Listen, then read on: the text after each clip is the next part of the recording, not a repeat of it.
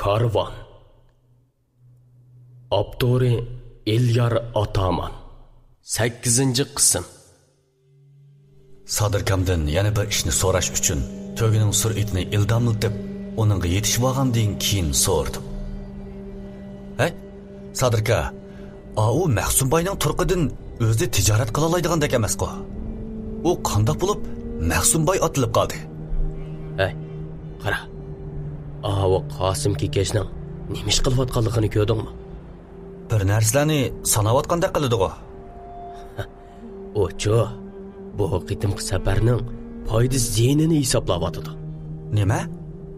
O shu Kekeshmi? Bir odamning sirtqi qiyofatiga qarab baho berma. Qosim Kekech yesh kichik bo'g'ini bilan sodiq pishqan sodigar. Mahsumboy mushu o'g'li bo'g'ach qilib bay atalgan. Qosim dadisini pek hurmat qiladi. Topgan taginining hammasini dadisiga berdi. Shundaqla har qanday ishda dadisining ra'yiga boqdi. Bu qitimqi safarga uning dadisi chiqaman degashkala, Qosim amalsiz dadisiga amro bo'lish uchun chiqqan. Undaqda bu Mahsumboyning qo'lidan hech kelmaydi deng-a? Undaqmi emas. Uning ta'latidan bir ish qilolmaydigandek turamda. Men uning tamoq yeganda og'izni qandoq tepib soladiganligidan gumonlanaman. Mao Selimboy bilan To'xtamushqo xeyli yomon emas odamlar qiladi. Selimboy shahrimizning cho'ng boylarining biri. O xayr saxovatli qo'li Kamriboy. O'zi qumliqning tilsimlarini ko'rishga erisman. Bilimlik odam. To'xtamushga kelsak, o Selimboyning akisining o'g'li. Otasidan kichik qolgan. Selimboy o'z qo'li bilan beqib cho'ng qilgan. Selimboyning bir talla qizi bor. To'xtamush uning varis bo'lib qolishi mumkin. O'ziga axloqliq, futqoli chabdas bola bo'ldi. Ammo shu muhabbat ishida azroq juratsiz deb anladim. Selimboyning qizining uningga ko'ngil tushib qopti ekan. Ammo bu yigit mo'rmay jim turib olib beribdi emasmi? Balkim o qizni o'z singlisida ko'z kerak. Balkim shundoqdir. Va balki ko'ngli yo'qdir. Yoki Sadirkam tuyuqsiz to'xtab qoldi. O qo'lini peshonasiga qo'yib, yiroqqa nazar tashildi. Men o qargan tarafga qardim. Kashki shafaqda yiroqda yo'g'on bir to'g'raq ko'rindi. Uning yenidila bir shamol tugman badaq qiladi. Qarala. Oldimizda bir shamol tugman badaq qiladi. Bo'lmasa biz bugun kechni mo'shiyada o'tkazsak qandoq? Shundaqlaydi. Siz Karvonbeshi, siz nima desangiz shu Sodirbek. O gapingiz qamlashmadi Selimboy. Hozir degan sizlar xo'jayin. Shunga sizlarning fikringlarni olmay bo'lmaydi. Amisa bugun kechini shu tugmanda o'tkazaylik. Ma'qul. Undaq bo'lsa hammalar osh tugmaga tushgan qilaylik. Ma'qul. Ishing tata, mayonga. Ma'qul. Avayla, yemek-ishmaklarni ilib ol. Ma'qul. Sadirkam Selimboyning gapidan keyin to'gining beshini burab, tugman tarafga qarab maqdi. Qolgan to'gilarmi orqadan agishib maqdi. Biz tugmanga yetib kelganda quyosh petib bo'lgan edi. Bu bir tashlandiq tugman bo'lib, to'g'raq yenig'ila yog'ochdan yasalgan edi. Tugmanning chosh peligimi uzun yillardan beri aylanmagandek qiladi. Meni hammadan o'ziga tatqini o tugman bo'lmasdan uning oldidagi to'g'raq edi. Ömrümge kelib buncha cho'ng ham buncha baraqsan to'g'raqni ko'rmabdi ekanman. Hayronlik bilan uningga qarayotganimda tugman eshigi ichinishli g'ijirlab ichildi.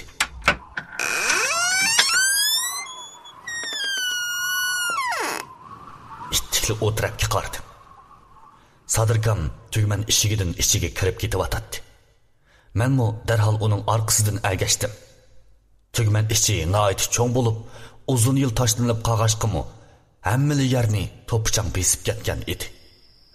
Yegona tugman. Bugun kecha biz sana mehmon. Bizni aman eson tongga ulashtirg'aysan. Bo'ldi, hammalar tamoqlar yeyli. Go'shtlarni kebab qilinglar. E'lonlar tortilma, e'lonlar. E'lonlar. Ha, bana ala ha. Buyurdun ya. Köprek yanlar köprek. Yapacak bir şey ya. Ha, ma'qul. E'lonlar. Obdan to'ydik, to'yib oldik, Yaxshi oldi. Qo'saqmi to'ydi. Endi ishchiga kirib aramalılar. Shunday qilaylik. Ha, men. Men deyman, Tasvamay maqmamsa. ichida yılan chayallar yo'qdi, ha? Bu kechida qarab bulanmay, chiqqanmisan deyman-ku. Shu. Men yılandan bek qo'rqaman. Yılan ko'rgandan ko'ra, heliqi to'g'riqdiki jin alvastlar bo'lsa-mu yoki yo'g'on devlar bo'lsa-mu mayli juma. Ish qilib yılan bo'lmasili bo'ldi. Qo'rqmanglar. Xotirjam bo'lib kirib armimizni olaylik. Bundaq cho'lda har qanday narsalar uchrashi mumkin. Boshqa kelganda ko'mamdiq. Aramalayla bo'ldi. Hemen chiqib. Tak ekishtirib qoqab ketgindi. Shuni O'qamadim ya. Hammamiz ichiga kirib, o'zlarimizga o'rin rastlashib yetib aram oldik. Yerim kecha bo'lganda bir ovozlardan uyqum echilib ketdi. Tugman ichi qop-qorong'i bo'lib, tunglikdan tushayotgan oy nurlar tugmanni g'uva yo'ritib turardi. Men atrofga qarab etib, bir odamlarning gumur-mung'ur paranglashayotganligini anglab qoldim. Qarsam, bizning odamlarning hammasi g'arq uyquda edi. Shundaq tursa, yana gap qilayotgani kim bo'g'itdi? Ko'nglimda shularni o'ylab, yotgan yerimdan turib, atrofga qaradim. Hech kim yo'q. Ovoz sirtdan kirayotgandek qiladi. Men boshqalarni uyg'otib etmaslik uchun nihoyat osti qadamlar bilan eshik oldiga kelib, bu azobli g'ijildaydigan eshikni ehtiyot bilan echib sirtga chiqdim. Chiqdim-yu, hayronlikdan turib qoldim. Oydinda eshik oldidagi to'g'raq ustida nurg'un odam to'g'raq yog'ochlarida o'ltirib paranglashib-o'tadi. Bularni o'ldirib bersak bo'ldi-ku. Undaq qilishqa bo'lmaydi. Ularning orsidagi birining jini 10, hatto 100 odamning jinidan muhim. 100 odam? Qanday insonkan u? Men faqat mundaqli deb qo'ydim. Uning jini bir davlatdagi odamlarning jinidan muhim. U zodi nima odam? Shuncha muhim odam bundaq odatiy karvonning arsida nima ish qiladi amsa? Sen uning shohimiz Surxon uchun muhim ekanligini bilsang-da bo'ldi. Uni shohimizning oldiga salomat ib saqlab, bizni katta in'omlar kutib turdi. Men ularning bizni davatganligini his qilgan edim. Ammo bizning oramizda zodi kim shuncha muhim shaxs? Acaba aramizda shundoq dongli odamlarmi bormidi? Shularni o'ylayotganimda tushkirib soldim. Hammani meni qisib tutib qolgan bilan tushkurlikni tutquli bo'lmaydi ekan emasmi? Tushkurishimga ularning hammasi orqaga burilib, menga qaradi. U chiqibdi. Heliqi ayol shundoq dedi. U o'ri yaqiliq, uzun qizil yaktak kiyib olgan bo'lib, daraxt ustidan xuddi rivoyatlardagi uchalaydigan odamlardek laylab tushishga boshladi. Uning cho'nqur ko'zlari mening ko'zimga tikilgan edi. Uzun chochliq va egiz qonshorliq bu ayolning g'azir yuzlarida shumliq chiqib turadigan kulki namoyon bo'lgan edi. U astag'ina mening oldimga laylab tushdi. Qo'rqinishdan yuragim eg'izimga qoplashib qolgan edi. Uning bilan bo'lgan orlig'im bir g'erishchilik mukammaydi. Bir ayol zoti bilan tunji qitim buncha yaqin orliqda turishim edi. Bahadir, sen necha yildan beri nega yushirinib olgan eding? Seni izdimigan yerim qolmadi. O ayol bom va xiqroq ovozda shundoq degan edi. Men nima deyishimni bilolmagandim. Eg'izim xuddi jigdi yelimida chaplab qo'ygandek ajrimay yotadi. Uning meni Bahodir deganidan qaraganda meni xato tunib qolgani aniq.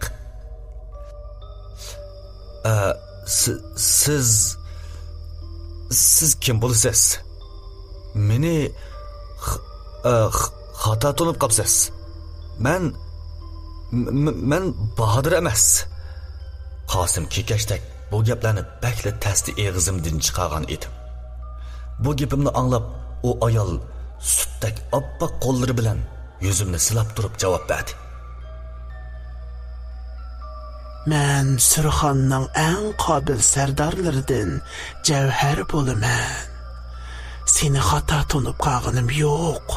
Sen dal shu Bahodir. O xuddi meni suyib oladigandek bara-bara yiqilishib, nafaslarimi yuzlarimga urilishga boshladi. Burnimi mening burnimga tegishib qolgan edi.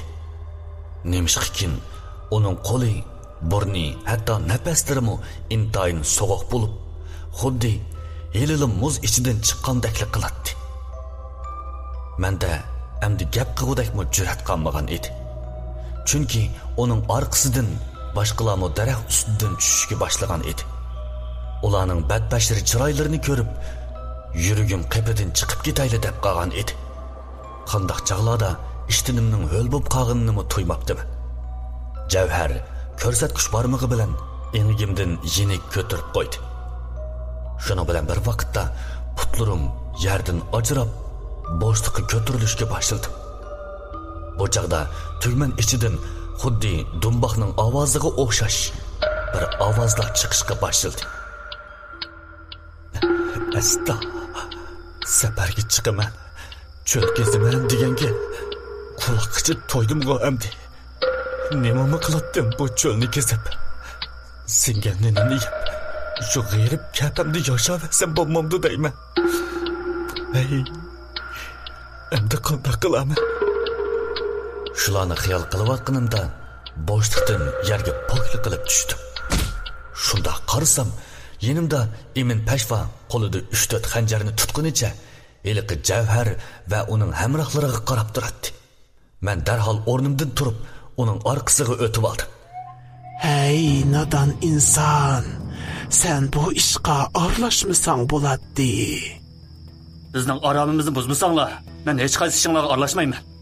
Biz faqat bugun kechini o'tkazib olsaqlar, bu yerdan ketamiz. Asli seni o'ldirmay deb o'ylagan. Ammo mening ishimga aralashib, o'z jiningga qasd qilding. Javhar shundoq debla Emin Pashvaga etildi. Emin Pashva qilchimi huduqmasdan chabdaslik bilan o'zini chakka qochirib o'lgirdi. O qilichni g'ilobdan sug'urib chiqardi-da, Javhar va uning hamrohlari bilan elishishga boshladi. Men cho'p-cho'ng bir erkak turib, bunda qarab turishga yuzim chidamay, yerda turgan bir kaltakni qo'limga elib, eliqi badbashara alvastlarning birining beshiga kuchab birini soldim. Alvasti xuddi to'lg'imi usul o'ynayotgandek to'lg'angan holda yerga yiqildi. Men uni yana turvammisun deb kaltak bilan uning beshiga, qo'saqlarga bir nechchini urib etdim. Qarasam, Javhar bilan Emin Pashva shunda keskin ilishib-atdi. Emin Pashvaning mahoratiga endi qoyil bo'lmay turolmagan edi. U heli o'ng, heli ta'tur piqrab Pashva etib, qilichni o'ng-so'l o'yintib, Javharni yaqin keltirmay-atdi. Javharning badbashara alvastlarimi uningga orom bermay-atdi. Men yana asta qadamlar bilan xuddi yonchuqchidek menib, yana bir alvastining orqasiga kelib, kaltakni egiz ko'tarib, uning beshiga urmoqchi bo'ldim. Ammo o'ylamagan yerdan eliqi alvasti dal shu chog'da orqaga qarab qoldi. U mening qo'limdagi kaltakka qarab, masxirlik kulib qo'ydi. O'tto xo'rak. Texi meni urmoqchimisan? Qani ura. Rostdan uryapsan-ku. Men bor kuchim bilan uning kallasiga keltirib birini sog'an edim. U shundoq deb bir qo'r to'lg'imi usul o'ynab etib, ko'zlarini Mahsum boydek olg'ay qig'inicha yiqildi. Unimi turvammisin deb kaltak bilan bo'lishiga dumboladim. Ondan yana shu yonchuqchidek timsiqilib, yon tarafga o'tib bir alvastaga yaqinlashdim. Kaltakni egiz ko'tarib, kuchab turib, shundoqli urishimga u Eminning pashvosidan o'zini qochirib, so'l tarafga surildi. mening urgan kaltigim yerga tegdi. Yana o'zimni to'g'rilab, kaltakni bor kuchim bilan urdim. Afsus. Onun yo'tkilishi yanili kaltakning tushishi bilan tang bo'lib, kaltak kelib o'zimning putiga tegdi. Og'riqdan kaltakni tashlab, bir putimni tutqunicha sakrab ketdim. Achchig'imda og'riqqa bardoshlik berib, kaltakni yana oldim. Bu qitim kaltak bilan quloqning tuviga urmoqchi bo'lib, kaltakni kuchab o'ngdan so'lga shiltidim. To'limi afsus. Bu qitim alvasti Emin Peshvoning urgan qilichidan o'zini qochirib, engishib olgan edi. Shiddat bilan urilgan kaltak Emin Peshvoning qilichiga tegib, onun qilichini neriga ushirib etdi. Emin Peshvo menga olayg'inicha qilichni olmoqchi bo'lishiga Ja'far uning qonidili ilib, ko'kka ko'tarilib, egizdan uni yerga otdi. Emin Peshvo yerga poklik qilib tushdi. Bu helimi qumliq bo'lib qopti. Bo'lmasa uning bilan vidolashgan bo'lardik. Men darhol qo'limdagi kaltakni ko'tarib, Ja'far tarafga qarab yugurdim. Uning yeniga berishimga o qo'limdagi kaltakni birini urib uchirib etgandan keyin asta yoqamdan tutib oldi-da o'ziga tortdi. Dal shu chaqda uning chiroyli yuzlari badbashir bo'lib o'zgarib ketdi. Sen bir chet turib tur.